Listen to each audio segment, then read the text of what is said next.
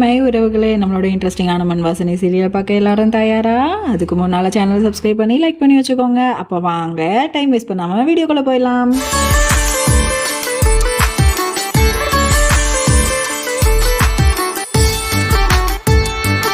இங்கே நம்ம ஜெகதீஷோ ரொம்ப டென்ஷனாக கௌரியை காணாமேன்னு சொல்லிட்டு ஃபோன் அடித்து பார்த்துக்கிட்டு இருக்கான். அவளும் எடுக்கலைன்னொன்னே இவனுக்குமே ரொம்ப கோவமாக இருக்குது. எங்கே போனா இவ யார்கிட்டேயும் சொல்லாமன்னு பார்த்தா இவன் ஒரு பஸ்ஸில் ரொம்ப எதையோ யோசிச்சுட்டே போயிட்டு இருப்பான். அப்போன்னு பார்த்து ஒரு பஸ் ஒரு இடத்துல நிற்கும்.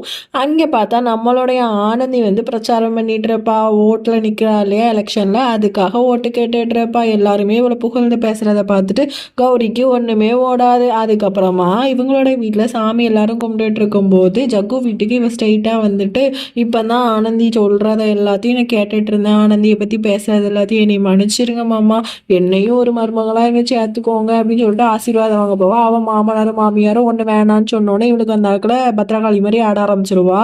என்னை ஒரு மருமகளாக ஏற்றுக்கோங்கன்னு தானே சொல்கிறேன், உங்களுக்கு என்ன எப்போவுமே அவள் தான் முக்கியமா? நானும் உங்கள் பையனோட ஒய்ஃப் தானே, இப்போ அவளை விட நான் தான் எல்லா காரியத்துலேயும் சிறந்தவ. ஏன்னா நான் தான் இந்த குடும்பத்துடைய வாரிசையே சுமந்துக்கிட்டு இருக்கேன். அவள் என்னத்தை பண்ணா அப்படின்ற மாதிரி சொல்லவும் அதையெல்லாம் கேட்ட ஆனந்தி படப்படன்னு நான் வாரிசை சுமக்கல தான், ஆனால் என் வாழ்க்கையே உனக்கு பிச்சை போட்டிருக்கேனே, இது போதாதா அப்படின்னு சொல்லவும் கௌரி ஆமாம் வந்துட்டா இவ என்ன பிச்சை போட்டா அப்படின்ற மாதிரி அவளையுமே திட்டிகிட்டு இருக்கா. நீ ஒன்றும் பிச்சை போடலடி, உன்னோட கிராமத்து லுக்ஸ் பிடிக்காம உன்னோட புருஷன் என்கிட்ட மயங்கிட்டான்னு சொல்லவும் அவளோட மாமியாரோ என்னைக்கா இருந்தாலும் அவன் என்னோட பையன், என்னோட மருமகளுக்கு தான் அவன் புருஷன், உனக்கு எப்போவுமே அவன் புருஷன் கிடையாது, நீ வேணா பார்த்துக்கிட்டே இரு, அவன் வந்தே தீருவான் எங்ககிட்ட கண்டிப்பாக சேருவான் அப்படின்ற மாதிரி இவங்க பேசவும் உடனே நம்மளுடைய கௌரி அப்படி பல்ல கடிச்சு நின்றுட்டு இருக்கா. உடனே அவளுமே சவால் விடுறா, என்கிட்டயே சவால் விடுறீங்களா, பார்ப்போமா இந்த மருமகன்ற பட்டத்தோட இந்த வீட்டுக்குள்ள நான் நுழையிறேன்னா இல்லட்டா பையன்ற பட்டத்தோட மட்டும் உங்ககிட்ட அவன் வரானான்னு பார்ப்போம்னு சொல்லி சவால் விட்டுட்டு அங்கேருந்து போறா.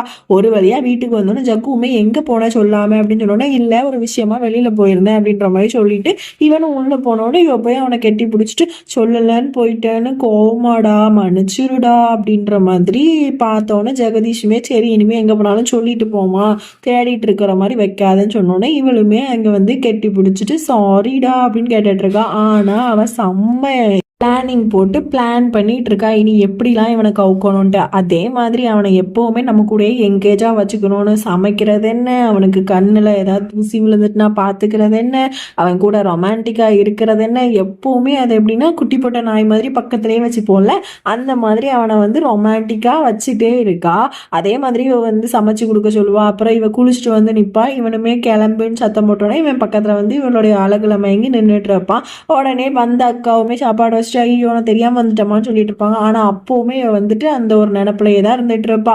இங்க அதே மாதிரி ஒரு லெட்டர்லாம் எழுதி வச்சு அவனுக்கு மாடியில கூட்டிட்டு இந்த கேண்டில் லைட் டின்னர் மாதிரிலாம் வச்சு இவனை சர்ப்ரைஸ் பண்ணிட்டு ரொம்ப சந்தோஷமா அவனை வச்சுப்பா. என்னடி திடீர்னு இதெல்லாம் அப்படின்னு சொன்னோன்னே இல்லை நம்ம ஹோட்டல் தான் போக முடியல, எங்கேயாவது நம்ம சும்மா ஜாலியா என்ஜாய் பண்ணிக்கலாம் அப்படின்ற மாதிரி காமிச்சிட்டு இருக்கா. அதுக்கப்புறம் இங்க நம்மளோட ஆனந்தியோடைய சொந்தக்காரங்க, அதாவது அந்த விதவை பொண்ணோடைய அண்ணன் பையனுக்கு கால் ஒரு மாதிரி இருக்குமா, அவனை குணமாக்குறதுக்காக ஒரு டாக்டர் வந்திருப்பான். அந்த டாக்டருக்கு நம்மளோட விதவை பண்ண ரொம்பவுமே பிடிச்சிருக்கும். அதோட எங்கள் ஜெகதீஷோடைய ஃபோட்டோ எல்லாமே, அதாவது ஃபேமிலி ஃபோட்டோ எல்லாத்தையுமே வீட்டில் மாட்டி வச்சு இவனை அதை பார்க்க வச்சு நம்மளோட கௌரி அதையுமே சந்தோஷமாக அவனை எவ்வளோ சந்தோஷமாக வச்சுக்கணுமோ அவ்வளோ சந்தோஷமாக வச்சுக்கிட்டு இருக்கா. இவளுடைய பிளான் எல்லாமே அந்த வீட்டுக்குள்ளே ஒரு மருமகளாக போயிடணுன்றது தான். அதே மாதிரி அவனுடைய அம்மாவுக்கு பிறந்தநாள் வரும், இவ சம்மந்தமே இல்லாமல் கிரீட்டிங் கார்டு இது அம்மாவுக்கு கொடுடான்னு சொல்லிட்டு போனோடனே இவ அதுக்கு அவனுக்கே தெரியாம அவங்க 2 பேர் போட்டோயும் வச்சு சம் லெட்டர்ஸ்லாம் எழுதி கொடுத்து விட்டுறா. இங்க அவன் அம்மாவுக்குமே அந்த கிரீட்டிங் கார்டு கிடைச்ச உடனே ரொம்ப சந்தோஷமா என் பையனை மறந்துட்டானோன்னு நினைச்சேன், பரவாயில்ல பிறந்தநாளெல்லாம் இது பண்ணி தரானேன்னு சொல்லிட்டு பார்த்தா அதுல அவளுடைய லெட்டர்ஸ் அண்ட் போட்டோஸ் இருக்கிறத பார்த்துட்டு இவளுமே விட்ட சவாலில் ஜெயிக்கிறதுக்காக என்னெல்லாமோ பிளான் போடுறா அப்படின்ற மாதிரி மாமியார் யோசிக்கிறாங்க. இங்க இவனுமே குழந்தையெல்லாம் செக்அப் பண்றதுக்கு கூட்டிட்டு போயிட்டு டாக்டர்கிட்டையுமே சந்தோஷமா பேசிட்டு குழந்தை நல்லா இருக்குன்ற செய்தியை கேட்டு சந்தோஷமா அடைஞ்சுக்கிறாங்க. அப்புறம் ஜெகதீஷ் வந்துட்டு தேவையில்லாமல் ஆனந்திக்கு ஃபோன் போட்டுட்டு தேவையில்லாத விஷயம்லாம் பேசிகிட்டு இருக்கான். அப்போன்னு பார்த்து கௌரி வந்து என்ன பண்ணுறான்னா ஏற்றி ஏற்றி விட்டுட்டு இருக்கா. அவன் பேசுகிறத பார்த்து நம்ம ஆனந்தியோ படார்னு ஃபோனையுமே கட் பண்ணிடுறா. உடனே இவ வந்து சொல்கிறா, எவ்வளோ தைரியம் இருந்தால் என் புருஷன் ஃபோனையே இவ கட் பண்ணுவான்னு சொன்னோன்னே இவன் திரும்ப ஃபோன் போட்டு வேணும்னே சும்மா திட்டிகிட்டு இருக்கான் அந்த பிள்ளைய. உடனே இவளுக்கும் அப்படி ஐஸில் விளாடுற மாதிரி ரொம்ப குளுமையாக இருக்குது. உடனே இவன் நல்லா கிளி கிளின்னு கிழிச்சிட்டு ஃபோனையுமே கட் பண்ணிடுறான். இவளுக்கு ஒண்ணுமே புரியல. அந்த அக்கில் இன்னொரு தடவை ஃபோன் அடிக்கன்னு சொன்னா ஃபோனை வாங்கிட்டு போதும் ஜக்கு, எவ்வளோதான் அவளை திட்டுவ, அவளே பாவம் அப்படின்ற மாதிரி இவனை அப்படி கொஞ்சம் கொடுத்துட்டு அப்படி இவனை வந்துட்டு ஷையாக வச்சுட்டு இவளுடைய மடியில் அப்படி படுக்க வச்சு பார்த்துக்கிறா. உடனே நம்ம ஆனந்தியுமே பட்டணத்துக்கு போகணும், அதாவது டவுனுக்கு போயிட்டு நம்ம ஊருக்கு தேவையான மெடிக்கல் எக்யூப்மெண்ட்ஸ் எல்லாம் வாங்கிட்டு வரோம்னு சொல்லிட்டு, அதாவது ஜக்குவோட ஃப்ரெண்டை கூப்பிட்டுட்டு அதே ஹாஸ்பிட்டல் எல்லாத்துக்கும் மும்பைக்கு போகிறா. அங்கே பார்த்து நம்மளோட ஜக்குமே வந்துடுறான். இவளுக்கு வந்து ஜக்கு இங்கே தான் இருக்கானோ அப்படின்ற மாதிரி தோணுது. உடனே சரி கை கழுவ போகலான்ட்டு கேன்டீன்ல இருந்து போவாளா. ஜெகதீஷ் அங்கே உட்காந்துருக்கிறத கண்ணாடி வழியாக பார்த்துருவா. பார்த்து திரும்பி பார்த்தா ஐயோ இவனா அப்படின்ற மாதிரி அங்கேயே மறைஞ்சிப்பான். அவன் ஃப்ரெண்ட்ஸோட பேசிகிட்டு இருப்பான். இவனோட ஃப்ரெண்டு தானே இங்கே டாக்டர், அவனுமே பேசிக்கிட்டு இருப்பான். உடனே ஜக்கு அப்படி திரும்பி பார்த்துட்டு இங்கே தான் ஆனந்தி இருப்பாளோ, அப்போ வந்துருப்பாளோ அப்படின்ற மாதிரி இவனுமே யோசிச்சுக்கிட்டு இருப்பான். இவ படபடன்னு சரி இனிமேல் இங்கே இருக்க வேணான்னு சொல்லிட்டு கிளம்பி போவா காரில். அந்நேரம் பார்த்தா அங்கே ஒரு ஆக்சிடென்ட் ஆகிடும்.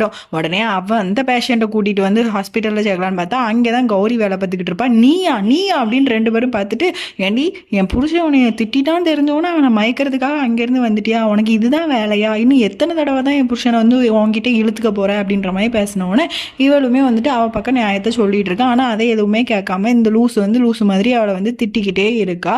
உடனே இவளும் சொல்கிறான், நான் அவனும் புருஷனை பார்க்கறதுக்கு ஒன்றும் வரல அப்படின்ற மாதிரி போகிறா. கௌரியுமே என்னமோ பெருசாக சாதிச்ச மாதிரி நின்றுட்டு இருக்கா. ஆனந்தி இவ இப்படி பேசிட்டாளே அப்படின்றதெல்லாம் நினச்சி பார்த்துட்டே வருவாள். அப்போன்னு பார்த்து ஒரு எமர்ஜென்சி கேஸ் வந்துட்டு இருக்குமா. இவளை தள்ளும்பாங்க, அவள் தள்ளாமல் மெய் மறந்து நடந்துட்டு வரவனும் எல்லாரும் பிடிச்சி தள்ளினது ஜக்கு மேலே போய் விழுந்துருவா. கரெக்டாக ஜக்குவும் இவளை பார்க்க அவனும் இவளை பார்க்க 2 பேரும் ஐ கான்டாக்டில் அப்படி போய்கிட்டு இருப்பாங்க.